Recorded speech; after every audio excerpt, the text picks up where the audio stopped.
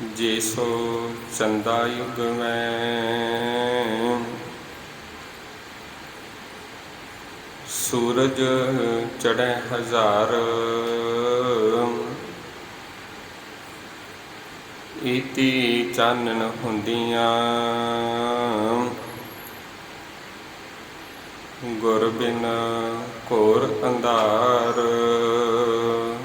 गुर बिन घोर अंधार, गुरु बिन समझ न आवे। गुर बिन सुरत न सिद्ध, गुरु बिन मुक्त न पावे। सत सूरो सील बलवंत, सत भाई संगत सगन। गुरु मत निर्वैर लीना, जिस धीरज तुर धवल दूजा। सेत बैकुंठ बीना, परसै संत प्यार। जह कर तारै संजोग, सतगुर सेव सुख पायो। अमर गुर कीतो जोग, सतगुर सेव सुख पायो।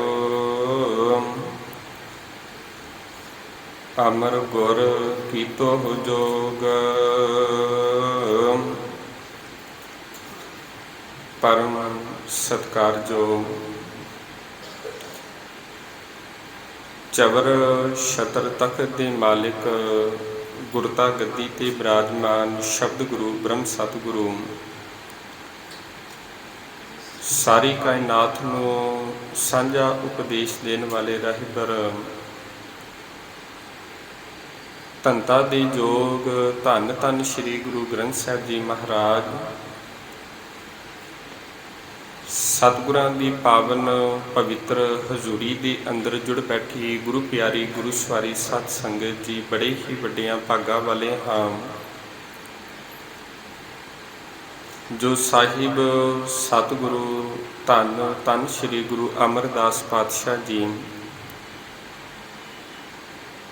तिन्हां दे प्रकाश पुरब नूं उलीके हुए इस पावन स्थान के उपर गुरमत समागम जो 4 रोज़ा समागम उलीके गए ने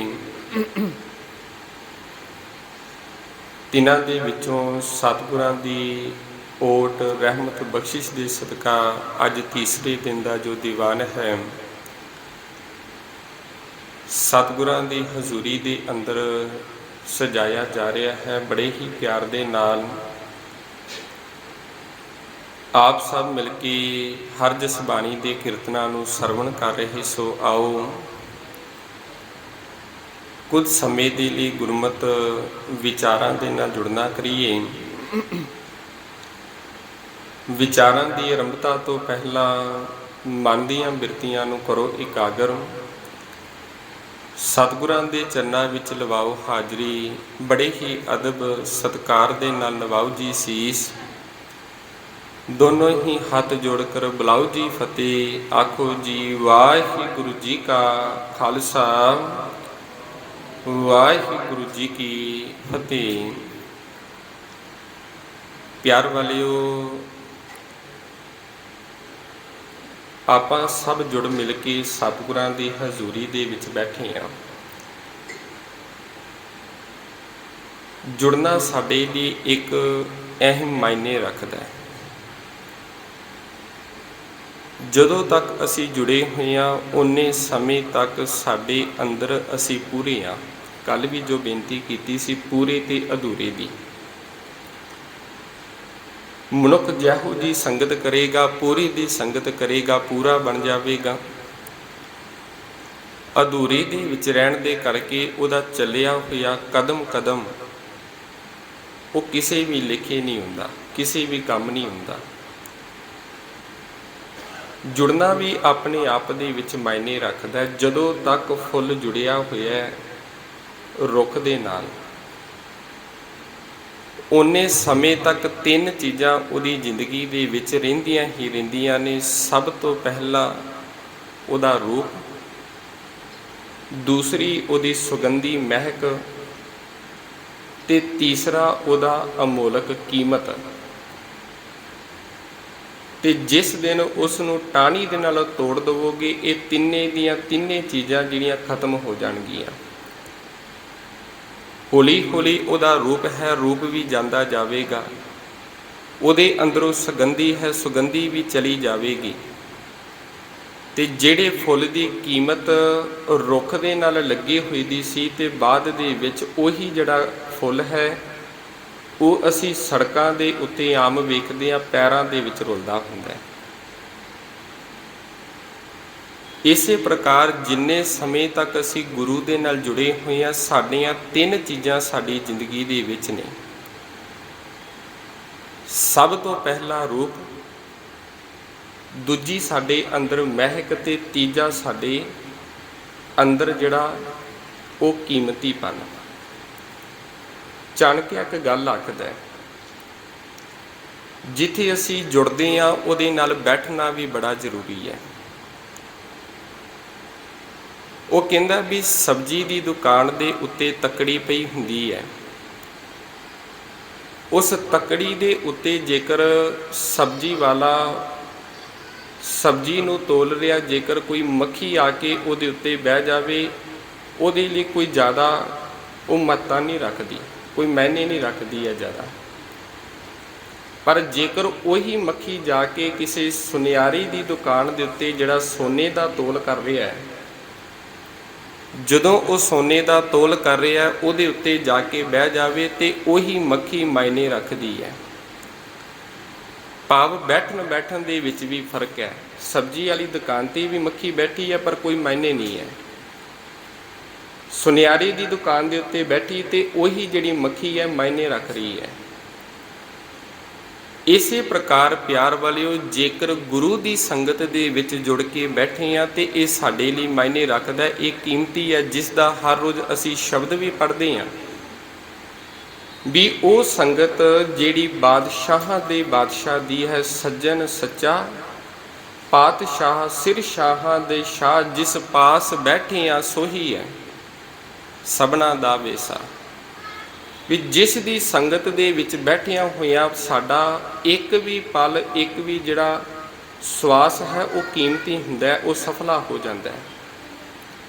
ਸੋ ਪਿਆਰ ਵਾਲਿਓ, ਪਰਸੋਂ ਰੋਜ਼ ਦੇ ਉੱਤੋਂ ਭੱਟਾ ਦੇ ਸਵਈਆਂ ਦੀ ਜੋ ਵਿਚਾਰ ਚੱਲ ਰਹੀ ਹੈ ਕਿ ਜਦੋਂ ਸਤਿਗੁਰੂ ਗੁਰੂ ਪਾਤਸ਼ਾਹ ਜੀ ਦੇ ਦਰ ਦੇ ਉੱਤੇ ਭੱਟ ਆਏ ਸਨ, ਤੇ ਉਹਨਾਂ ਨੇ ਉਹਨਾਂ ਦੀ ਕਰਨੀ ਤੇ ਕਥਨੀ ਨੂੰ ਵੇਖ ਕੇ ਸਤਿਗੁਰਾਂ ਦੀ ਉਸਤਤ ਦੇ ਵਿੱਚ ਉਸ ਅਕਾਲ ਪੁਰਖ ਦੀ ਜਿਹੜੀ ਜੋਤ ਹੈ ਗੁਰੂ ਨਾਨਕ, ਉਹਨਾਂ ਦੀ ਉਸਤਤ ਦੇ ਵਿੱਚ ਵਡਿਆਈ ਦੇ ਵਿੱਚ ਕੁਝ ਕੁ ਜਿਹੜੇ ਸਵਈਏ ਨੇ ਉਹ ਉਹਨਾਂ ਨੇ ਉਚਾਰਨ ਕੀਤੇ ਸਨ। ਤਿਸ ਦੇ ਵਿੱਚੋਂ ਤੀਸਰੇ ਪਾਤਸ਼ਾਹ ਦੀ ਉਸਤਤ ਦੇ ਵਿੱਚੋਂ ਉਚਾਰਨ ਕੀਤਾ ਹੋਇਆ ਜਿਹੜਾ ਸਵਈਆ 7 ਨੰਬਰ ਸਵਈਆ ਆਪ ਜੀ ਨੇ ਬੜੇ ਹੀ ਪਿਆਰ ਦੇ ਨਾਲ ਸਰਵਣ ਕੀਤਾ ਹੈ, ਜਿਹਦੇ ਅੰਦਰ ਭੱਟ ਸਹਿਬਾਨ, ਭੱਟ ਕੀਰਤ, ਭੱਟ ਕੱਲ ਜੀ ਜਿਹੜੀ ਬੇਨਤੀ ਕਰਦੇ ਨੇ, ਉਹ ਆਖਦੇ ਨੇ ਧੰਨ ਗੁਰੂ ਅਮਰਦਾਸ ਪਾਤਸ਼ਾਹ ਜੀ ਉਹ ਸ਼ਖਸੀਅਤ ਦੇ ਮਾਲਕ ਨੇ, ਉਹ ਇਹੋ ਜਿਹੇ ਨੇ, ਉਹਨਾਂ ਦੀ ਜਿਹੜੀ ਸ਼ਖਸੀਅਤ ਇਹੋ ਜਿਹੀ ਹੈ, ਜਿਹੜੇ 7 ਦੇ ਸੂਰਮੇ ਨੇ। ਸੂਰਮਾ ਹਰ ਕੋਈ ਆਪਣੇ ਆਪ ਨੂੰ ਕਹਾਉਣਾ ਚਾਹੁੰਦਾ ਹੈ, ਹੱਥ ਦੇ ਵਿੱਚ ਤਲਵਾਰ ਫੜੀ ਹੋਵੇ, ਮੈਦਾਨੇ ਜੰਗ ਦੇ ਵਿੱਚ ਲੜਦਾ ਹੋਇਆ ਜੇਕਰ ਕੋਈ ਸ਼ਹੀਦ ਹੁੰਦਾ, ਉਹਨੂੰ ਅਸੀਂ ਕਹਿੰਦੇ ਹਾਂ ਸੂਰਮਾ। ਕਈ 7 ਦੇ ਸੂਰਮੇ ਹੁੰਦੇ ਨੇ, ਕਈ ਬਚਨਾਂ ਦੇ ਬਲੀ ਹੁੰਦੇ ਨੇ, ਕਈ ਬਚਨਾਂ ਦੇ ਸੂਰਮੇ ਹੁੰਦੇ ਨੇ, ਤੇ ਜੋ ਬਚਨ ਉਹਨਾਂ ਦੀ ਰਸਨਾ ਦੇ ਵਿੱਚੋਂ ਨਿਕਲ ਜਾਣ, ਉਹ ਫਿਰ ਆਪਣੇ ਬਚਨਾਂ ਦੇ ਉੱਤੇ ਪੱਕੇ ਟਿਕੇ ਰਹਿੰਦੇ ਨੇ, ਕਦੀ ਵੀ ਹਿੱਲਦੇ ਨਹੀਂ, ਭਾਵ ਅਡੋਲ ਰਹਿੰਦੇ ਨੇ, ਕਦੇ ਵੀ ਡੋਲਦੇ ਨਹੀਂ।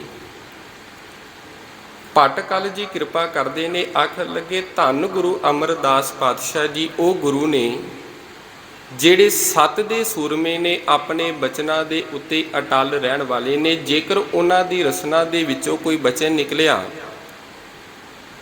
ਤੇ ਉਹ ਬਚਨ ਪੂਰੇ ਹੁੰਦੇ ਨੇ। ਤੇ ਆਪਾਂ ਕੱਲ ਜਿਹੜਾ ਇਤਿਹਾਸ ਸਰਵਣ ਕਰ ਰਹੇ ਸਾਂ, ਥੋੜੀ ਜੀ ਮੈਂ ਵਿਚਾਰ ਉਹਨੂੰ ਲੜੀ ਨੂੰ ਜੋੜਨ ਦਾ ਯਤਨ ਕਰਾਂਗਾ, ਕਿਉਂਕਿ ਜੇਕਰ ਵਡਿਆਈ ਦੀ ਗੱਲ ਚੱਲ ਰਹੀ ਹੈ, ਉਸਤਤ ਦੀ ਗੱਲ ਕਰ ਰਹੇ ਹਾਂ, ਬਚਨਾਂ ਦੇ ਸੂਰਮੇ ਦੀ ਗੱਲ ਕਰਾਂਗੇ, ਸੱਤ ਦੀ ਗੱਲ ਕਰਾਂਗੇ, ਤੇ ਜਿਹੜੀ ਇਹ ਵਿਚਾਰ ਹੈ ਉਹਦੇ ਨਾਲ ਜਾ ਕੇ ਅੱਗੇ ਜੁੜ ਜਾਵੇਗੀ।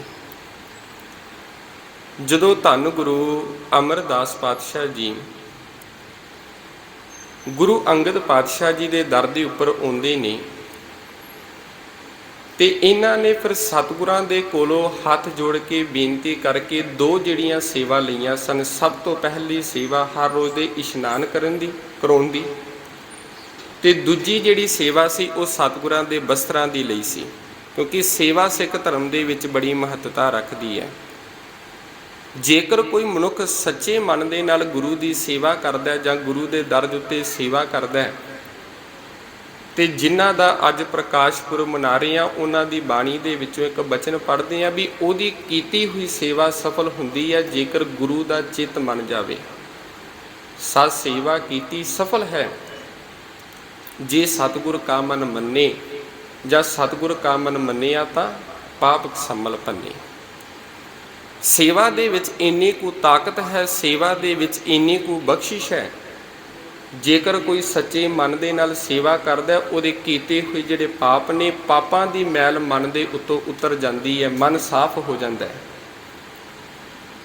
ਧੰਨ ਗੁਰੂ ਅਮਰਦਾਸ ਪਾਤਸ਼ਾਹ ਜੀ ਨੇ ਗੁਰੂ ਅੰਗਦ ਪਾਤਸ਼ਾਹ ਜੀ ਦੇ ਕੋਲੋਂ ਦੋ ਸੇਵਾਵਾਂ ਲਈਆਂ। ਸਭ ਤੋਂ ਪਹਿਲੀ ਸੇਵਾ ਹਰ ਰੋਜ਼ ਦੇ ਇਸ਼ਨਾਨ ਕਰਾਉਣ ਦੀ, ਤੇ ਦੂਸਰੀ ਜਿਹੜੀ ਸੇਵਾ ਸੀ ਉਹ ਬਸਤਰਾਂ ਦੀ ਲਈ ਸੀ, ਵੀ ਮੈਂ ਸਤਿਗੁਰੂ ਪਾਤਸ਼ਾਹ ਜੀ ਆਪ ਜੀ ਦੇ ਬਸਤਰਾਂ ਦੀ ਸੇਵਾ ਕਰਿਆ ਕਰਾਂਗਾ। ਤੇ ਇਤਿਹਾਸਕਾਰ ਲਿਖਦੇ ਨੇ ਵੀ ਖਡੂਰ ਸਾਹਿਬ ਦੀ ਧਰਤੀ ਦੇ ਉੱਪਰੋਂ ਬਿਆਸਾ ਜਿਹੜਾ ਦਰਿਆ ਹੈ, ਉਹਦੀ ਦੂਰੀ 11 ਕੁ ਕਿਲੋਮੀਟਰ ਦੀ ਬਣਦੀ ਹੈ। ਹਰ ਰੋਜ਼ ਅੰਮ੍ਰਿਤ ਵੇਲੇ ਉੱਠਣਾ ਕਰਨਾ, ਇਸ਼ਨਾਨ ਕਰਨਾ, ਇਸ਼ਨਾਨ ਕਰਨ ਤੋਂ ਬਾਅਦ ਬਾਣੀ ਨੂੰ ਪੜ੍ਹਨਾ ਕਰਨਾ, ਤੇ ਨਾਲੋਂ ਨਾਲ ਪੜ੍ਹਦਿਆਂ ਹੱਥ ਦੇ ਵਿੱਚ ਗਾਗਰ ਲੈਣੀ, ਤੇ ਗਾਗਰ ਲੈ ਕੇ ਬਿਆਸਾ ਦਰਿਆ ਦੇ ਉੱਤੋਂ ਜਲ ਲੈ ਕੇ ਆਣਾ ਕਰਨਾ ਹਰ ਰੋਜ਼ ਨਿਰਮਲ। ਅੰਮ੍ਰਿਤ ਵੇਲੇ ਵੇਖੋ ਵੀ ਸਵੇਰੇ 3 ਵਜੇ ਜਾਂ 4 ਵਜੇ ਦਾ ਅਸੀਂ ਅੰਮ੍ਰਿਤ ਵੇਲਾ ਮੰਨਦੇ ਹਾਂ, ਤੇ ਉਹ ਵੇਖੋ ਵੀ ਉਹਨਾਂ ਦੀ ਘਾਲ ਇਹੋ ਜਿਹੀ ਹੋਵੇਗੀ। ਇਤਿਹਾਸਕਾਰ ਲਿਖਦੇ ਨੇ ਵੀ ਉਹ ਸਤਿਗੁਰੂ ਗੁਰੂ ਅਮਰਦਾਸ ਪਾਤਸ਼ਾਹ ਜੀ 62 ਸਾਲ ਦੀ ਉਮਰ ਦੇ ਵਿੱਚ ਘਾਲ ਕਰ ਰਹੇ ਨੇ, ਜਿਹੜਾ ਅੱਜ ਦਾ ਇੱਕ ਨੌਜਵਾਨ ਵੀ ਚਾਹਵੇ ਉਹ ਜਿਹੜੀ ਘਾਲ ਨਹੀਂ ਘਾਲ ਸਕਦਾ। ਜੇਕਰ ਚਾਹਵੇ ਸਾਡੇ ਵਿੱਚੋਂ ਕੋਈ ਵੀ ਹੈ, ਅਸੀਂ ਇੱਕ ਦਿਨ ਸੇਵਾ ਕਰਾਂਗੇ, ਅਸੀਂ ਤੇ ਇੱਕ ਦਿਨ ਜਾਂ 2 ਦਿਨ ਹਫ਼ਤਾ ਗੁਰਦੁਆਰੇ ਆ ਜਾਈਏ ਜਾਂ ਕੋਈ ਸੇਵਾ ਕਰ ਜਾਈਏ, ਸਾਡੇ ਅੰਦਰ ਹੰਕਾਰ ਪੈਦਾ ਹੋ ਜਾਂਦਾ ਹੈ। ਤੇ ਕਈ ਵਾਰੀ ਤੇ ਆਪਾਂ ਇੱਥੋਂ ਤੱਕ ਵੇਖਦੇ ਹਾਂ ਵੀ ਜੇਕਰ ਕੋਈ ਦੂਜਾ ਆ ਕੇ ਉਹ ਸੇਵਾ ਕਰੇ ਨਾ, ਉਹਦੇ ਨਾਲ ਲੜ ਵੀ ਪੈਂਦੇ ਆ ਵੀ ਜਾਂ ਤੇ ਸਾਡਾ ਪੱਕਾ ਨਾਮ ਲਿਖਿਆ ਜਾਂਦਾ ਹੈ। ਤੇ ਉਹ ਧੰਨ ਗੁਰੂ ਅਮਰਦਾਸ ਪਾਤਸ਼ਾਹ ਜੀ ਜਿਹੜੇ 11 ਸਾਲ ਉਹਨਾਂ ਨੇ ਗਾਗਰ ਦੀ ਸੇਵਾ ਕੀਤੀ ਹੈ। ਹਰ ਰੋਜ਼ ਅੰਮ੍ਰਿਤ ਵੇਲੇ ਉੱਠਣਾ, ਗਾਗਰ ਨੂੰ ਲੈਣਾ, ਤੇ ਬਿਆਸਾ ਦਰਿਆ ਦੇ ਉੱਤੋਂ ਨਿਰਮਲ ਜਲ ਨੂੰ ਲੈ ਕੇ ਆਉਣਾ ਕਰਨਾ, ਤੇ ਸਤਿਗੁਰਾਂ ਦਾ ਇਸ਼ਨਾਨ ਕਰਾਉਣਾ, ਜਿਹੜੇ ਬਸਤਰ ਹੋਣੇ ਕਰਨੇ ਉਹਨਾਂ ਨੂੰ ਧੋਣਾ ਕਰਨਾ। ਤੇ ਨਾਲ ਨਾਲ ਇਤਿਹਾਸਕਾਰ ਭੱਟ ਸਾਹਿਬਾਨੇ ਤੋਂ ਤੱਕ ਆਪਣੀ ਰਚਨਾ ਦੇ ਵਿੱਚ ਇਹ ਗੱਲ ਲਿਖਦੇ ਨੇ ਵੀ ਇੱਕ ਦੇ ਨਾਲ ਜੁੜ ਗਏ, ਜਦੋਂ ਵੀ ਉਹਨਾਂ ਦੀ ਰਚਨਾ ਦੇ ਵਿੱਚੋਂ ਕੋਈ ਬਚਨ ਨਿਕਲਣਾ ਤੇ ਸਤਿਗੁਰਾਂ ਦਾ ਸ਼ਬਦ ਹੀ ਨਿਕਲਣਾ ਕਰਨਾ, ਬਾਣੀ ਨੂੰ ਪੜ੍ਹਦੇ ਰਹਿਣਾ ਕਰਨਾ। ਉਹਨਾਂ ਨੇ ਇੱਕ ਚੀਜ਼ ਨੂੰ ਧਾਰਨ ਕਰ ਲਿਆ, ਇੱਕ ਰੱਬ ਨੂੰ ਧਾਰਨ ਕਰ ਲਿਆ, ਹਰ ਸਮੇਂ ਬਾਣੀ ਨੂੰ ਪੜ੍ਹਨਾ, ਹਰ ਸਮੇਂ ਬਾਣੀ ਨੂੰ ਸੁਣਨਾ। ਤੇ ਜਦੋਂ ਦੀਵਾਨ ਲੱਗਣਾ ਕਰਨਾ ਜਾਂ ਸਤਿਗੁਰਾਂ ਨੇ ਬਚਨ ਕਰਨੇ ਤੇ ਉੱਥੇ ਜਾ ਕੇ ਬਹਿ ਜਾਣਾ ਕਰਨਾ, ਤੇ ਸਤਿਗੁਰਾਂ ਦੇ ਬਚਨਾਂ ਨੂੰ ਸੁਣਿਆ ਕਰਦੇ ਕਿ ਸਤਿਗੁਰੂ ਪਾਤਸ਼ਾਹ ਜੀ ਕੀ ਉਪਦੇਸ਼ ਦਿੰਦੇ ਨੇ, ਤੇ ਕਿਸ ਪ੍ਰਕਾਰ ਇਹਨਾਂ ਉਪਦੇਸ਼ਾਂ ਨੂੰ, ਇਹਨਾਂ ਜੋ ਬਚਨਾਂ ਨੂੰ ਅਸੀਂ ਆਪਣੀ ਜ਼ਿੰਦਗੀ ਦੇ ਵਿੱਚ ਕਮਾ ਸਕਦੇ ਹਾਂ। ਤੇ 11 ਸਾਲ ਤੱਕ ਉਹਨਾਂ ਨੇ ਕਿਸੇ ਪ੍ਰਕਾਰ ਦਾ ਕੋਈ ਮਨ ਦੇ ਵਿੱਚ ਕੋਈ ਲਾਲਸਾ ਨਹੀਂ, ਕੇਵਲ ਤੇ ਕੇਵਲ ਮਨ ਦੀ ਸ਼ਾਂਤੀ ਦੇ ਲਈ, ਕਿਉਂ ਮਨ ਦਾ ਟਿਕਾਓ ਆਇਆ ਤੇ ਸੇਵਾ ਕੀਤੀ। ਸੱਤ ਦੇ ਸੂਰੇ ਦੀ ਗੱਲ ਚੱਲ ਰਹੀ ਹੈ, ਤੇ ਇਹਦੇ ਤੋਂ ਜਿਹੜਾ ਅਗਲਾ ਬਚਨ ਹੈ ਉਹਦੇ ਵਿੱਚ ਸਤਿਗੁਰੂ ਪਾਤਸ਼ਾਹ ਜੀ ਨੇ, ਭੱਟ ਸਾਹਿਬਾਨਾਂ ਨੇ ਸਤਿਗੁਰਾਂ ਦੀ ਵਡਿਆਈ ਦੇ ਵਿੱਚ ਇਹ ਗੱਲ ਲਿਖੀ ਵੀ ਆਖਣ ਲੱਗੇ ਵੀ ਨਾਮ ਹੀ ਸਤਿਗੁਰਾਂ ਦਾ ਇੱਕ ਇਸ਼ਨਾਨ ਬਣ ਕੇ ਰਹਿ ਗਿਆ, ਉਹ ਇਸ਼ਨਾਨ ਜਿਸ ਨੇ ਮਨ ਦੀ ਮੈਲ ਨੂੰ ਧੋ ਕੇ ਰੱਖ ਦਿੱਤਾ। ਇੰਨਾ ਕੁ ਨਾਮ ਦਾ ਰਸ ਆ ਗਿਆ ਵੀ ਖਾਣਾ ਪੀਣਾ, ਸੋਣਾ, ਉੱਠਣਾ ਬਹਿਣਾ, ਜਦੋਂ ਵੀ ਜੋ ਕੁਝ ਕਰਨਾ ਤੇ ਨਾਮ ਦੇ ਵਿੱਚ ਜੁੜੇ ਰਹਿਣਾ। ਇੱਕ ਹਿਸਾਬ ਦਾ ਤੁਸੀਂ ਇਹ ਲਾ ਲਵੋ ਵੀ ਉਹਨਾਂ ਦਾ ਜਿਹੜਾ ਭੋਜਨ ਸੀ, ਖੁਰਾਕ ਸੀ, ਉਹ ਇੱਕ ਨਾਮ ਬਣ ਗਿਆ। ਤੇ ਨਾਮ ਦੀ ਵਡਿਆਈ ਇੱਥੋਂ ਤੱਕ ਇੰਨੀ ਵੱਧਦੀ ਗਈ, ਇਹੀ ਨਾਮ ਦੇ ਕਰਕੇ ਜ਼ੁਬਾਨ ਦੇ ਵਿੱਚ ਇੰਨੇ ਕੁ ਮਿਠਾਸ ਆ ਗਈ, ਇੰਨੇ ਕੁ ਮਿੱਠਾਪਨ ਆ ਗਿਆ ਵੀ ਜੇਕਰ ਰਸਨਾ ਦੇ ਵਿੱਚੋਂ ਕਹਿੰਦੇ ਬੋਲ ਬੋਲਣੇ ਨਾ ਤੇ ਉਹਦੇ ਵਿੱਚੋਂ ਅੰਮ੍ਰਿਤ ਜਿਵੇਂ ਵਰਖਦਾ ਹੋਣਾ ਕਰਨਾ, ਇੱਦਾਂ ਲੱਗਣਾ ਕਰਨਾ। ਪਟ ਸਾਹਿਬਾਨ ਕਿਰਪਾ ਕਰਦੇ, ਨਾਮ ਨਾਵਨ ਨਾਮ ਰਸ ਖਾਨ, ਅਰ ਭੋਜਨ ਨਾਮ ਰਸ ਸਦਾ ਚਾ ਮੁਖ ਮਸਟ ਬਾਣੀ। ਨਾਮ ਹੀ ਇਸ਼ਨਾਨ ਬਣ ਗਿਆ, ਨਾਮ ਰਸ ਖਾਣ, ਤੇ ਖਾਣ ਦੇ ਵਿੱਚੋਂ ਜੋ ਰਸ ਆਉਣਾ ਕਰਨਾ ਤੇ ਉਹ ਨਾਮ ਬਣ ਗਿਆ।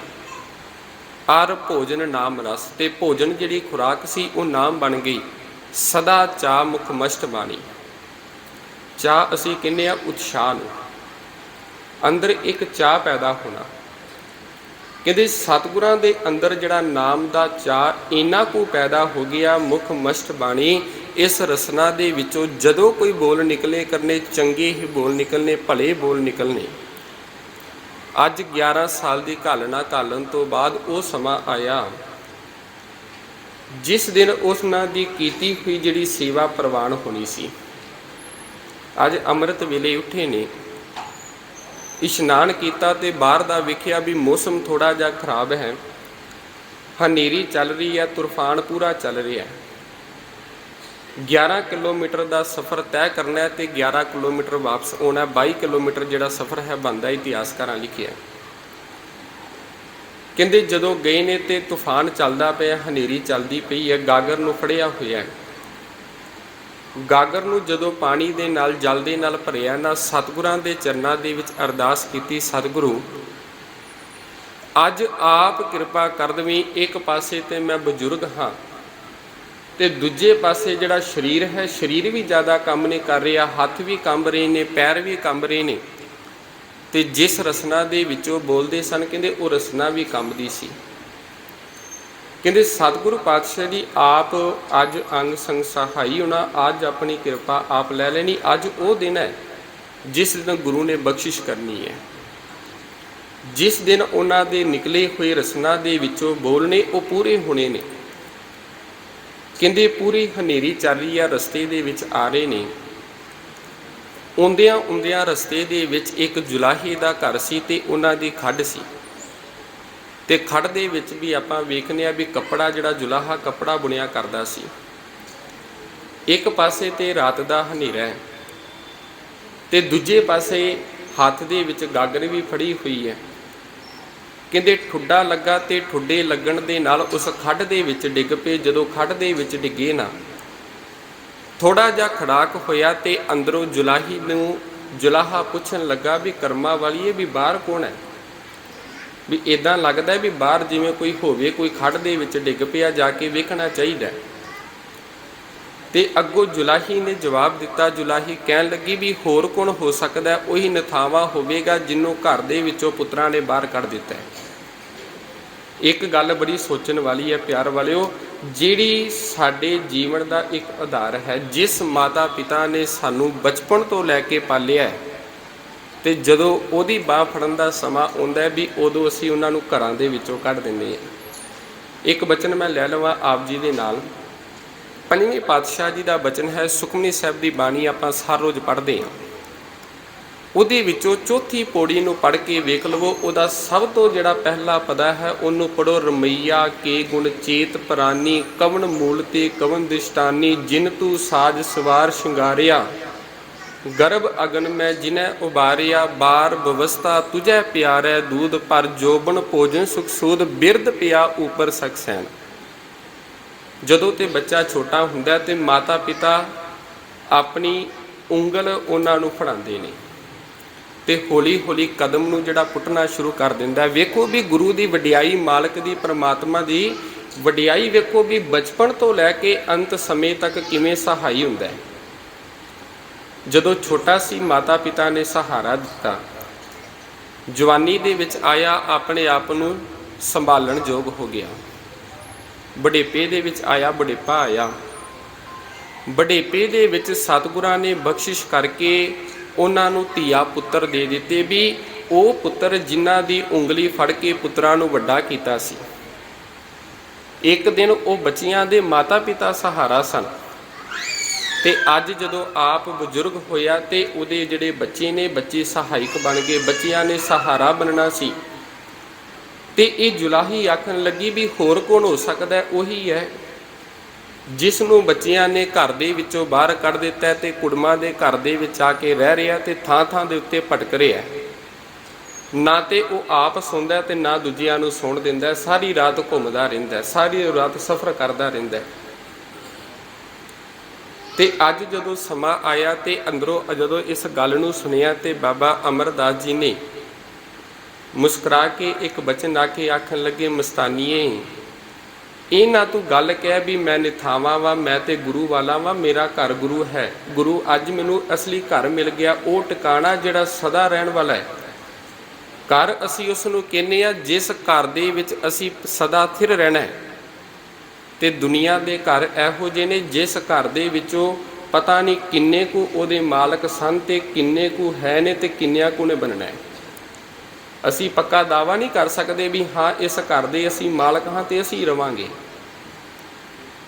ਤੇ ਬਾਬਾ ਅਮਰਦਾਸ ਜੀ ਆਖਣ ਲੱਗੇ ਵੀ ਜਿਸ ਘਰ ਦੀ ਮੈਂ ਭਾਲ ਦੇ ਵਿੱਚ ਸਾਂ, ਜਿਸ ਘਰ ਨੂੰ ਮੈਂ ਲੱਭ ਰਿਹਾ ਸਾਂ, ਉਹ ਘਰ ਮੈਨੂੰ ਮਿਲ ਗਿਆ ਹੈ। ਧੰਨ ਗੁਰੂ ਅੰਗਦ ਪਾਤਸ਼ਾਹ ਜੀ ਦਾ ਜਿਹੜਾ ਦਰ ਹੈ, ਗੁਰੂ ਨਾਨਕ ਦਾ ਜਿਹੜਾ ਦਰ ਹੈ, ਉਹ ਮੇਰਾ ਘਰ ਹੈ। ਤੇ ਇਹਨਾਂ ਬਚਨਾਂ ਨੂੰ ਸੁਣਿਆ ਤੇ ਬਚਨਾਂ ਨੂੰ ਆਖ ਕੇ ਉਹ ਤੋਂ ਚੱਲ ਪਏ। ਤੇ ਅੱਗੇ ਗੁਰੂ ਅੰਗਦ ਪਾਤਸ਼ਾਹ ਜੀ ਨੇ ਪੁੱਛਿਆ ਵੀ ਪੁਰਸ਼ਾ, ਅੱਜ ਥੋੜਾ ਜਿਹਾ ਲੇਟ ਹੋ ਗਈ ਹੋ। ਤੇ ਸਤਿਗੁਰੂ ਪਾਤਸ਼ਾਹ ਜੀ ਨੇ, ਬਾਬਾ ਅਮਰਦਾਸ ਜੀ ਨੇ ਜਵਾਬ ਦਿੱਤਾ, ਆਖਣ ਲੱਗੇ, ਸਤਿਗੁਰੂ, ਹਨੇਰੀ ਚੱਲ ਰਹੀ ਸੀ, ਤੂਫਾਨ ਚੱਲ ਰਿਹਾ ਸੀ ਤੇ ਰਸਤੇ ਦੇ ਵਿੱਚ ਠੁੱਡਾ ਲੱਗਾ ਤੇ ਠੁੱਡਾ ਲੱਗਣ ਦੇ ਨਾਲ ਖੱਡ ਦੇ ਵਿੱਚ ਮੈਂ ਡਿੱਗ ਪਿਆ ਤੇ ਇਹਦੇ ਕਰਕੇ ਥੋੜਾ ਜਿਹਾ ਮੈਂ ਲੇਟ ਹੋ ਗਿਆ। ਤੇ ਇਤਿਹਾਸਕਾਰ ਲਿਖਦੇ ਵੀ ਅੰਮ੍ਰਿਤ ਵੇਲੇ ਦਾ ਦੀਵਾਨ ਚੱਲ ਰਿਹਾ ਸੀ ਤੇ ਦੀਵਾਨ ਦੇ ਵਿੱਚ ਇੰਨੇ ਨੂੰ ਇਹ ਜਿਹੜਾ ਜੁਲਾਹਾ ਸਤਿਗੁਰਾਂ ਦੇ ਕੋਲ ਆ ਗਿਆ ਤੇ ਸਤਿਗੁਰਾਂ ਨੂੰ ਆ ਕੇ ਨਮਸਕਾਰ ਕੀਤੀ ਤੇ ਨਮਸਕਾਰ ਕਰਕੇ ਆਖਣ ਲੱਗਾ, ਸਤਿਗੁਰੂ, ਮੇਰੀ ਜਿਹੜੀ ਘਰ ਵਾਲੀ ਹੈ ਉਹ ਮਸਤਾਨੀ ਹੋ ਗਈ ਹੈ, ਕਮਲੀ ਹੋ ਗਈ ਹੈ। ਤੇ ਸਤਿਗੁਰਾਂ ਨੇ ਆਖਿਆ ਵੀ ਕੀ ਗੱਲ ਹੋਈ ਹੈ? ਤੇ ਉਹਨਾਂ ਨੇ ਆਖਿਆ ਵੀ ਇਹ ਬਾਬਾ ਅਮਰਦਾਸ ਜਿਹੜਾ ਤੁਹਾਡਾ ਸੇਵਕ ਹੈ, ਹਰ ਰੋਜ਼ ਤੁਹਾਡੀ ਸੇਵਾ ਦੇ ਲਈ ਜਲ ਲੈਣ ਲਈ ਜਾਂਦਾ ਹੈ। ਅੱਜ ਸਵੇਰੇ ਖੱਡ ਦੇ ਵਿੱਚ ਡਿੱਗੇ ਨੇ, ਮੇਰੇ ਘਰ ਵਾਲੀ ਨੇ ਕਿਹਾ ਕੋਈ ਨਿਥਾਵਾਂ ਹੈ ਤੇ ਇਹਨਾਂ ਨੇ ਕੇਵਲ ਇੰਨੇ ਬਚਨ ਆਖੇ ਸਨ, ਮਸਤਾਨੀਏ, ਮੈਂ ਨਿਥਾਵਾਂ ਨਹੀਂ, ਮੈਨੂੰ ਮੇਰਾ ਘਰ ਮਿਲ ਗਿਆ, ਉਹ ਥਾਂ ਮਿਲ ਗਿਆ ਜਿਸ ਥਾਂ ਦੇ ਉੱਤੇ ਮੈਂ ਪੱਕਾ ਟਿਕਣਾ ਹੈ। ਤੇ ਉੱਥੇ ਹੀ ਇਤਿਹਾਸਕਾਰ ਲਿਖਦੇ ਵੀ ਬਾਬਾ ਅਮਰਦਾਸ ਜੀ ਬੈਠੇ ਹੋਏ ਸਨ ਤੇ ਸਤਿਗੁਰੂ ਗੁਰੂ ਅੰਗਦ ਪਾਤਸ਼ਾਹ ਜੀ ਆਖਣ ਲੱਗੇ, ਬਾਬਾ ਜੀ, ਜੋ ਤੁਸੀਂ ਅੱਜ ਤੋਂ ਰਸਨਾ ਦੇ ਵਿੱਚੋਂ ਬੋਲ ਕੱਢਦੇ ਹੋ, ਥੋੜਾ ਜਿਹਾ ਸੋਚ ਕੇ ਸਮਝ ਕੇ ਕੱਢਿਆ ਕਰੋ, ਕਿਉਂਕਿ ਤੁਹਾਡੇ ਜਿਹੜੇ ਬਚਨ ਨੇ ਉਹ ਸੱਤ ਹੋਣ ਵਾਲੇ ਨੇ। ਕਿਉਂਕਿ ਇੱਕ ਆਪਾਂ ਬਚਨ ਵੀ ਪੜ੍ਹਦੇ ਆ ਨਾ ਸਤਿਗੁਰਾਂ ਦਾ, ਨਾਨਕ ਦਾਸ ਮੁਖ ਤੇ ਜੋ ਬੋਲੇ, ਇਹਾਂ ਉਹਾਂ ਸੱਚ ਹੋਵੇ। ਤੇ ਇੱਥੇ ਸਤਿਗੁਰਾਂ ਨੇ ਬਖਸ਼ਿਸ਼ ਕੀਤੀ ਸੀ। ਅੱਜ ਜੋ ਬਚਨ ਭੱਟ ਸਾਹਿਬਾਨਾਂ ਦਾ ਪੜ੍ਹ ਰਹੇ ਆ, ਸੱਤ ਸੂਰੋ, ਵੀ ਗੁਰੂ ਅਮਰਦਾਸ ਪਾਤਸ਼ਾਹ ਜੀ ਸੱਤ ਦੇ ਸੂਰਮੇ ਨੇ, ਬਚਨਾਂ ਦੇ ਬਲੀ ਨੇ। ਉਹਨਾਂ ਦੀ ਰਸਨਾ ਦੇ ਵਿੱਚੋਂ ਜਿਹੜੇ ਬਚਨ ਨਿਕਲਦੇ ਨੇ ਉਹ ਅਟੱਲ ਨੇ ਤੇ ਜਿਹੜੇ ਬਚਨ ਨਿਕਲੇ ਤੇ ਉਹ ਬਚਨ ਪੂਰੇ ਹੋਣ ਵਾਲੇ ਨੇ। ਇਹੋ ਜਿਹੇ ਨੇ ਧੰਨ ਗੁਰੂ ਅਮਰਦਾਸ ਪਾਤਸ਼ਾਹ ਜੀ।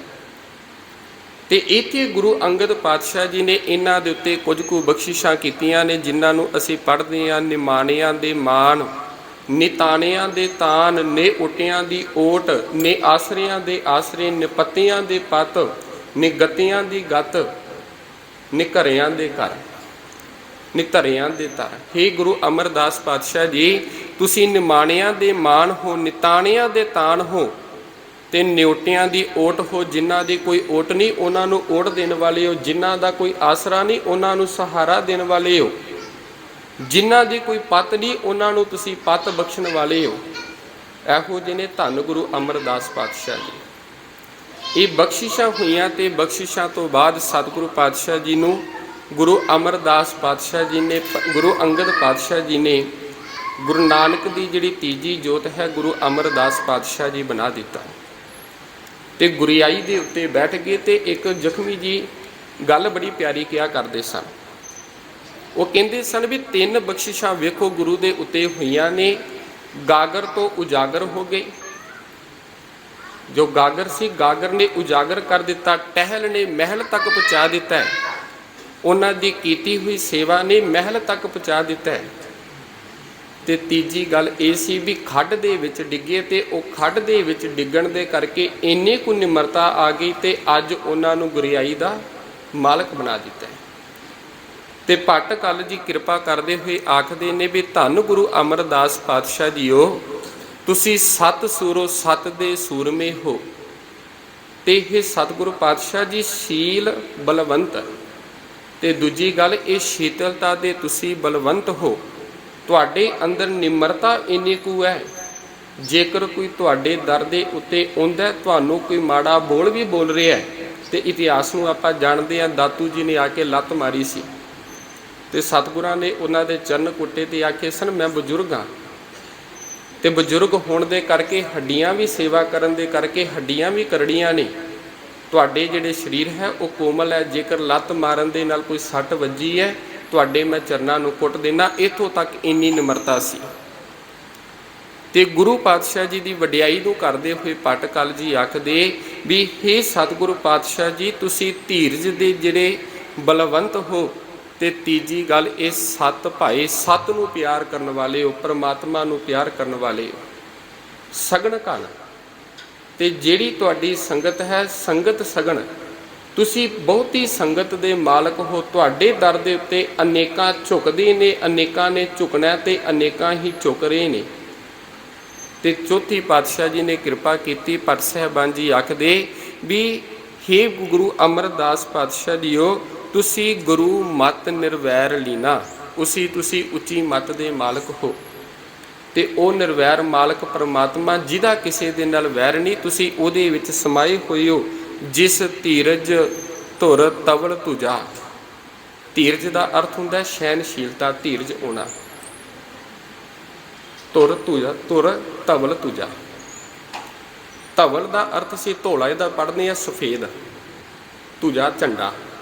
ਵੀ ਹੇ ਧੰਨ ਗੁਰੂ ਅਮਰਦਾਸ ਪਾਤਸ਼ਾਹ ਜੀਓ, ਤੁਹਾਡਾ ਜਿਹੜਾ ਧੀਰਜ ਹੈ ਇੱਕ ਝੰਡੇ ਦਾ ਕੰਮ ਕਰ ਰਿਹਾ। ਉਹ ਝੰਡਾ ਵੀ ਜਿਹੜਾ ਬੈਕੁੰਠ ਦੇ ਬਾਹਰ ਲੱਗਾ ਹੋਇਆ, ਜਿਹੜਾ ਤੇਰੇ ਦਰ ਦੇ ਉੱਤੇ ਆਉਂਦਾ, ਤੁਸੀਂ ਧੀਰਜ ਦੀ ਸੰਗਤ ਕਰਕੇ ਉਹ ਅਕਾਲ ਪੁਰਖ ਦੇ ਵਿੱਚ ਸਮਾ ਜਾਂਦਾ। ਵੀ ਹੇ ਧੰਨ ਗੁਰੂ ਅਮਰਦਾਸ ਪਾਤਸ਼ਾਹ ਜੀ, ਜਿਸ ਧੀਰਜ ਧੁਰ ਤਵਲ ਤੂਜਾ ਸੇਤ ਬੈਕੁੰਠ ਲੀਨਾ, ਪਰਸੈ ਸੰਤ ਪਿਆਰ। ਵੀ ਸੰਤ ਜਨ ਨੇ ਉਹ ਤੁਹਾਨੂੰ ਪਰਸਦੇ ਨੇ ਪਿਆਰ ਦੇ ਵਿੱਚ, ਜੈ ਕਰਤਾਰ ਸੰਜੋਗ, ਕਿਉਂਕਿ ਤੁਸੀਂ ਕਰਤਾਰ ਦੇ ਨਾਲ ਇੱਕ ਮਿਕ ਹੋ ਗਏ ਹੋ, ਕਰਤਾਰ ਦੇ ਨਾਲ ਜੁੜ ਗਏ ਹੋ। ਸਤਿਗੁਰੂ ਸੇਵ ਸੁਖ ਪਾਇਓ, ਅਮਰ ਗੁਰ ਕੀਤੋ ਜੋਗ। ਵੀ ਹੇ ਧੰਨ ਗੁਰੂ ਅਮਰਦਾਸ ਪਾਤਸ਼ਾਹ ਜੀਓ, ਤੁਸੀਂ ਉਸ ਅਕਾਲ ਪੁਰਖ ਦੇ ਨਾਲ ਜੁੜ ਗਏ ਹੋ। ਜਿਹੜੇ ਸਤਿਗੁਰੂ ਦੀ ਸੇਵਾ ਕਰਦੇ ਨੇ ਉਹਨਾਂ ਨੂੰ ਗੁਰੂ ਅਮਰਦਾਸ ਪਾਤਸ਼ਾਹ ਜੀ ਉਸ ਅਕਾਲ ਪੁਰਖ ਦੇ ਨਾਲ ਜਬਨ ਜੋੜ ਦਿੰਦਾ ਹੈ ਤੇ ਉਹਨਾਂ ਦੀ ਕੀਤੀ ਹੋਈ ਜਿਹੜੀ ਸੇਵਾ ਹੈ ਉਹ ਥਾਂ ਪਾ ਦਿੰਦਾ, ਉਹਨਾਂ ਨੂੰ ਸੇਵਾ ਕਰਨ ਦੀ ਯੋਗ ਬਣਾ ਦਿੰਦਾ ਹੈ। ਸੋ ਪਿਆਰ ਵਾਲਿਓ, ਜਿਸ ਧੰਨ ਗੁਰੂ ਅਮਰਦਾਸ ਪਾਤਸ਼ਾਹ ਜੀ ਦਾ ਪ੍ਰਕਾਸ਼ ਪੁਰਬ ਮਨਾ ਰਹੇ ਹਾਂ, ਸੋ ਕੋਸ਼ਿਸ਼ ਕਰੀਏ, ਹਰ ਰੋਜ਼ ਬੇਨਤੀ ਕਰਨੀ ਆ ਵੀ ਗੁਰਦੁਆਰੇ ਆਈਏ, ਸਤਿਗੁਰਾਂ ਦੇ ਚਰਨਾਂ ਦੇ ਨਾਲ ਜੁੜੀਏ, ਗੁਰਬਾਣੀ ਨੂੰ ਪੜ੍ਹੀਏ, ਗੁਰਬਾਣੀ ਨੂੰ ਵਿਚਾਰੀਏ ਤੇ ਆਪਣੀ ਜ਼ਿੰਦਗੀ ਦਾ ਆਧਾਰ ਬਣਾਈਏ। ਤੇ ਦੂਸਰੀ ਬੇਨਤੀ ਇਹ ਹੈ ਵੀ ਸਤਿਗੁਰਾਂ ਦੇ ਦਰ ਉੱਤੇ ਸੇਵਾ ਜ਼ਰੂਰ ਕਰੀਏ। ਜੋ ਸਾਡੇ ਮਨ ਦੀ ਜਿਹੜੀ ਮੈਲ ਹੈ, ਮੈਲ ਨੂੰ ਸਾਫ਼ ਕਰਨ ਵਾਲੀ ਹੈ। ਭਾਈ ਸਾਹਿਬ ਜੀ ਪਹੁੰਚ ਚੁੱਕੇ ਨੇ, ਸਮੇਂ ਦੀ ਵੀ ਸਮਾਪਤੀ ਹੈ, ਸੋ ਵਿਚਾਰਾਂ ਦੀ ਸਮਾਪਤੀ ਹੈ। ਬੁਲਾਓ ਜੀ ਫਤਿਹ, ਆਖੋ ਜੀ ਵਾਹਿਗੁਰੂ ਜੀ ਕਾ ਖਾਲਸਾ, ਵਾਹਿਗੁਰੂ ਜੀ ਕੀ ਫਤਿਹ।